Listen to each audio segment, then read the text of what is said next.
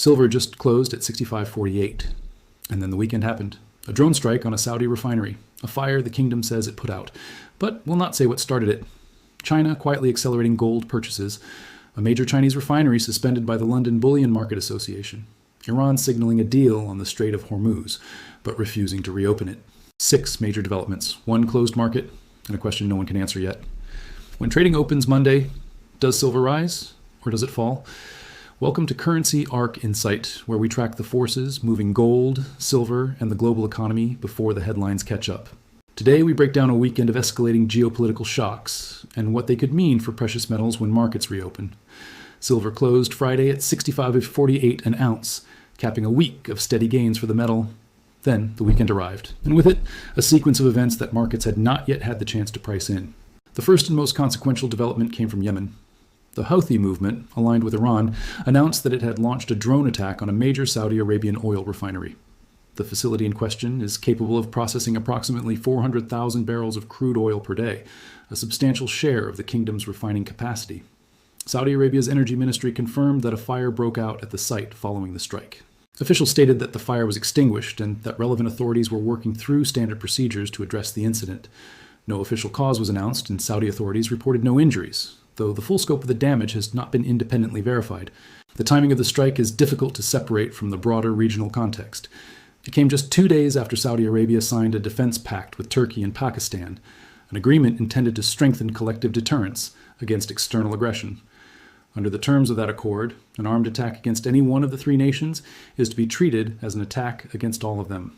Whether the Houthi strike was a direct response to that agreement or simply the latest in a longer pattern of regional hostilities remains unclear. What is clear is that the attack landed at a moment of heightened sensitivity across the Gulf. This is not the first time Aramco facilities have come under fire. Aramco's chief executive, Amin Nasser, stated last week that recent attacks on company infrastructure had caused some production interruptions, but characterized the overall impact as limited, describing it as having no material operational or financial effect on the company. That assessment reflects confidence rather than certainty, and it is worth noting that confidence and verified fact are not the same thing, particularly in the early hours following an attack of this nature. The reason this incident carries weight for precious metals, investors has little to do with sentiment and everything to do with mechanics. Attacks on major energy infrastructure carry the potential to drive oil prices higher, and oil prices are tightly linked to the broader inflation outlook. When oil rises, inflation expectations tend to rise with it. When inflation expectations rise, central banks have less room to cut interest rates. And interest rate expectations are one of the primary forces that move the price of silver in either direction. This creates an unusual dynamic. Geopolitical instability of this kind would typically be expected to drive safe haven demand into precious metals, pushing prices higher. But if the attack's primary market effect runs through the oil channel rather than the fear channel, the outcome for silver becomes considerably less predictable. A spike in crude prices could just as easily work against silver in the near term as it could work in its favor. The refinery struck in this attack accounts for a meaningful share of Saudi Arabia's downstream capacity, producing not only crude, but also gasoline and ultra-low sulfur diesel for regional and export markets. Any sustained disruption to that output, however, contained officials claim it to be, adds a fresh layer of uncertainty to an energy market that was already on edge heading into the weekend. What happened in Yemen and Saudi Arabia over the past 48 hours did not occur in isolation. It arrived alongside a cluster of other significant developments, from shifts in the Strait of Hormuz negotiations to notable movement in China's gold buying activity. Each of these threads carries its own implications, and together they form the backdrop against which markets will attempt to find direction when trading resumes. The refinery attack is the spark. What happens next depends on how the rest of the picture comes into focus. While the refinery strike dominated the early weekend headlines, it was far from the only development shaping the picture heading into Monday's session. Running in parallel, and arguably carrying even greater long-term significance for oil markets, is the ongoing situation surrounding the Strait of Hormuz. Iran has indicated that a deal with Oman to designate new shipping lanes through the strait is now in its final stages. This would represent meaningful progress after months of disruption to one of the world's most critical energy corridors. However, Iranian officials have been careful to attach a significant condition to that progress. The strait, they say, will only reopen once the United States meets a set of additional demands. Until that condition is satisfied, the waterway remains effectively closed regardless of how close the underlying agreement may be to completion. The importance of the Strait of Hormuz to global energy markets is difficult to overstate. Before its closure followed earlier military escalation between the United States, Israel, and Iran. The strait handled roughly 1/5 of the world's oil and liquefied natural gas shipments. A passage that narrow carrying that much of global energy trade means that even incremental news about its status, whether encouraging or not, has outsized potential to move prices. A U.S. official has separately indicated that an agreement is close and could allow the strait to reopen, but close and confirmed remain two very different things in a negotiation with this many moving parts. This is the essential tension investors are being asked to sit with. On one hand, there's a credible pathway toward de-escalation, one that would ease pressure on global oil supply and, by extension, on inflation expectations tied to energy costs. On the other hand, that pathway remains conditional and unresolved, and the attack on the Saudi refinery is a reminder that the underlying conflict has not actually ended just because a shipping lane agreement is reportedly near completion. Layered on top of this regional picture are two additional developments that emerged over the same weekend window, both originating from China. First, reporting indicates that China has notably accelerated its gold purchasing activity. Continued and intensifying central bank demand from one of the world's largest gold buyers reinforces a structural theme that has been building for years. Sovereign accumulation of gold as a hedge against currency and geopolitical risk shows no sign of slowing, even as headline volatility spikes elsewhere. Second, the London Bullion Market Association took the notable step of suspending a Chinese gold and silver refinery from its accredited list. Details on the specific reasoning remain limited, but any disruption to an LBMA-accredited refinery carries implications for the broader chain of custody and supply verification that underpins global precious metals trading. When a link in that chain is removed, even temporarily, it introduces a small but real element of friction into markets that generally prize predictability and standardized sourcing. Individually, any one of these four developments, the refinery attack, the Hormuz negotiation status, China's accelerated gold buying, and the LBMA's refinery suspension, would be enough to warrant close attention from precious metals investors. Occurring within the same weekend window, while markets were closed and unable to react in real time, they compound one another. Each adds its own layer of uncertainty to a market that must now absorb all of it simultaneously once trading resumes. This is what separates the current moment from a typical single headline news cycle. Investors are not being asked to evaluate one catalyst in isolation.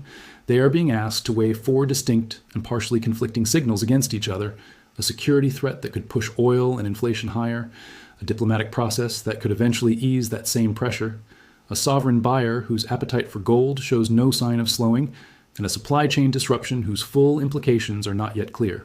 The result is a market entering Monday with more open questions than closed ones.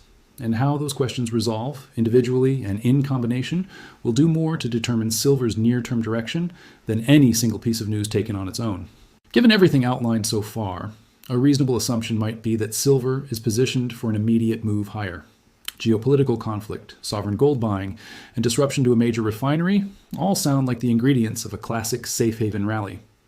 Yet, the actual mechanics connecting this weekend's news to silver's price are considerably more complicated, and in the near term, they may point in the opposite direction. The explanation lies in the relationship between oil, inflation, and interest rate expectations, a chain of cause and effect that often works against precious metals, even during periods of heightened uncertainty. Reporting following the refinery attack has already noted that silver came under pressure specifically because of rising oil prices and a stronger dollar, a dynamic that on the surface appears contradictory. Precious metals are traditionally expected to benefit when geopolitical risk rises, but that expectation only holds when the primary transmission channel is fear. When the primary transmission channel is energy prices, the outcome can look very different. Here is how that mechanism functions. An attack on major oil infrastructure, particularly one capable of processing 400,000 barrels a day, carries the potential to push crude prices higher, and oil has recently traded near its highest level since 2022. Higher oil prices feed directly into inflation expectations, since energy costs are a significant component of the broader price level that consumers and businesses experience. As inflation expectations rise, the calculus facing central banks shifts. A central bank with rising inflation pressure has less room to lower interest rates than one operating in a more stable inflation environment. Markets have already begun adjusting to this reality, pricing in fewer interest rate cuts than they had anticipated just days earlier. Fewer expected rate cuts tend to produce a stronger US dollar, since higher relative interest rates make dollar-denominated assets more attractive to global capital. And a stronger dollar is one of the most consistent headwinds for silver, since silver, like other dollar-denominated commodities, becomes relatively more expensive for holders of other currencies as the dollar strengthens. The net effect is a mechanism in which geopolitical conflict, working through the oil and inflation channel rather than the fear channel, can actually apply downward pressure on silver, even as the underlying instability appears to justify the opposite move. This is the paradox at the center of the current moment. The same event that would typically be read as bullish for precious metals, a military strike on critical energy infrastructure in a geopolitically sensitive region, is instead capable of producing a bearish outcome for silver through an entirely separate transmission mechanism. Investors accustomed to a simpler narrative in which crisis equals higher gold and silver prices may find this dynamic counterintuitive, but it reflects how tightly silver's price is tied not just to sentiment, but to the interest rate and currency environment shaping capital flows more broadly. It is worth emphasizing that this mechanism is not guaranteed to dominate. The relationship between oil, inflation, and rate expectations describes one plausible pathway, not a certainty. If the conflict proves more disruptive to global growth than to inflation specifically, or if fear-driven demand for safe haven assets outweighs the interest rate effect, the opposite outcome becomes equally possible. Markets rarely move along a single clean causal line, particularly during periods when multiple significant developments are unfolding simultaneously.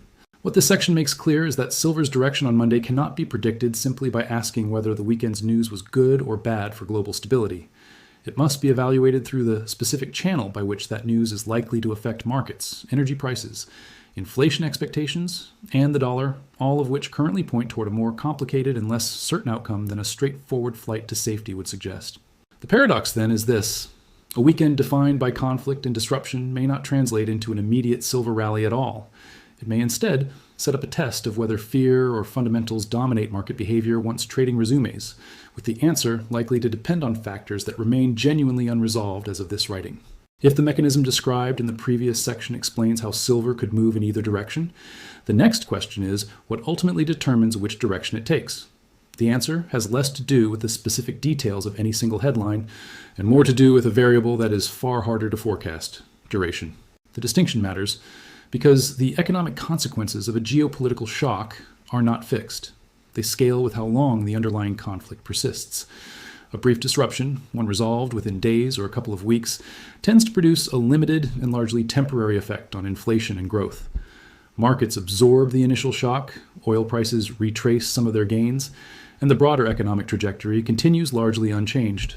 Under that scenario, the risk of lasting damage to the inflation outlook or to expected Federal Reserve policy is comparatively small. An extended or escalating conflict is a different matter entirely. The longer disruptions to energy infrastructure and shipping routes persist, the more time inflationary pressure has to work its way through the broader economy. A short-term spike in oil prices is one thing.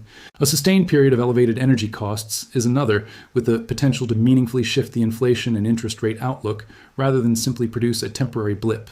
This is the scenario in which the paradox outlined earlier, oil-driven pressure weighing on silver through the rate and dollar channel, could persist rather than fade quickly. At this stage, there is no reliable way to determine which path the current situation will follow. The Houthi attack on the Saudi refinery is not an isolated action. It sits within a broader pattern of regional hostilities that has included previous strikes on energy infrastructure, ongoing disruption to shipping through the Strait of Hormuz, and a defense pact specifically designed to deter further escalation.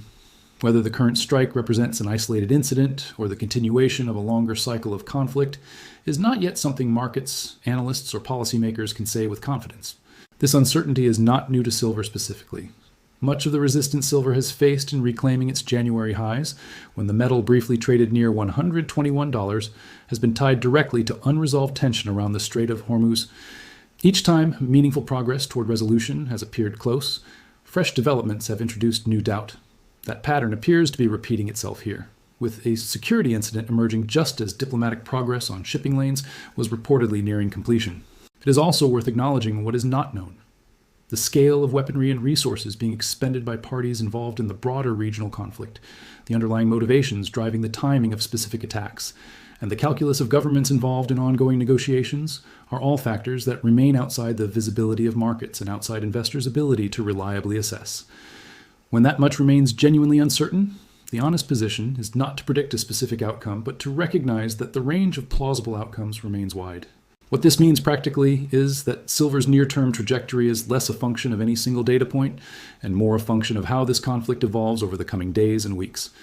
A rapid de-escalation paired with continued progress on the Hormuz shipping lane agreement would likely reduce the inflationary pressure driving the oil-to-dollar mechanism described earlier, removing one of the primary headwinds currently working against silver. A prolonged or worsening conflict would have the opposite effect, sustaining upward pressure on oil, inflation expectations, and the dollar, and by extension, continuing to weigh on silver even as broader safe haven demand attempts to push it higher. Neither path can be ruled out. What can be said with more confidence is that the coming days will offer the first real evidence pointing toward one direction or the other, and until that evidence emerges, volatility rather than a clear trend is the most reasonable expectation. Bringing these threads together, 4 distinct developments are now converging on a single trading session. A drone strike on a major Saudi refinery capable of processing 400,000 barrels of crude a day. A Strait of Hormuz shipping agreement described as close to completion, but conditioned on terms not yet met. A marked acceleration in Chinese gold buying. And the suspension of a Chinese gold and silver refinery from the London Bullion Market Association's accredited list. Each of these arrived independently over the same 48-hour window, while markets sat closed and unable to respond in real time. That combination sets up 2 broad scenarios for how Monday's session could unfold. The first is a fear-driven move higher. Under this scenario, the market's dominant response to the weekend's news is one of heightened geopolitical risk. Renewed attacks on energy infrastructure, an unresolved regional conflict, and continued uncertainty around the Strait of Hormuz push investors toward traditional safe haven positioning. Combined with sustained sovereign demand from China, this scenario would see silver, and gold alongside it, draw in capital-seeking protection from instability rather than yield. In this outcome, the psychological weight of the weekend's headlines outweighs the more technical interest rate mechanics discussed earlier. The second scenario is the one this analysis has spent the most time unpacking, an oil-driven inflation squeeze. Under this path, the primary market reaction centers not on fear itself, but on the practical economic consequences of disrupted energy supply. Oil prices move higher in response to the refinery attack and the unresolved Hormuz situation. That move feeds into inflation expectations, which in turn reduces the number of interest rate cuts markets anticipate from the Federal Reserve. Reduced rate cut expectations support a stronger dollar, and a stronger dollar applies direct downward pressure on silver, regardless of how unstable the broader geopolitical backdrop appears. Both scenarios are grounded in real, currently observable dynamics. Neither can be dismissed. What determines which one dominates is not something that can be resolved through analysis alone. It depends on how traders, institutions, and algorithmic systems collectively weigh geopolitical risk against interest rate mechanics in the opening hours of the new trading week, and that weighting can shift quickly as new information arrives. There's also a third possibility worth naming directly, that neither scenario cleanly wins out, and Monday instead produces a volatile 2-sided session in which silver moves sharply in both directions as markets attempt to price in a genuinely unresolved set of variables. Given the number of simultaneous inputs, gold buying, refinery disruption, energy security, and monetary policy expectations, this may be the most realistic outcome of all. Markets do not always resolve complexity cleanly. Often, they simply trade that complexity in real time, producing sharp intraday swings before any clear directional consensus forms. What can be said with confidence is this: the forces currently acting on silver are not aligned. Some point toward higher prices, driven by instability and continued central bank demand for hard assets. Others point toward near-term pressure, driven by the oil-to-inflation-to-dollar mechanism that has already begun to show up in market commentary. Silver's bull run, broadly speaking, does not appear to be over. The structural forces that have driven the metal's advance over the past year, industrial demand, supply constraints, and monetary policy shifts, remain largely intact. But the path forward in the immediate term is unlikely to be a straight line. For now, the most reasonable expectation heading into the new trading week is continued volatility rather than a confirmed breakout in either direction.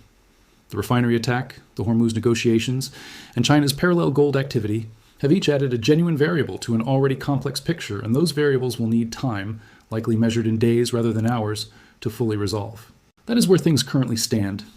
As this situation develops, and as clarity emerges on the duration and trajectory of the underlying conflict, we will continue tracking how these forces move gold, silver, and the broader economic landscape. This has been Currency Arc Insight. We'll see you in the next one.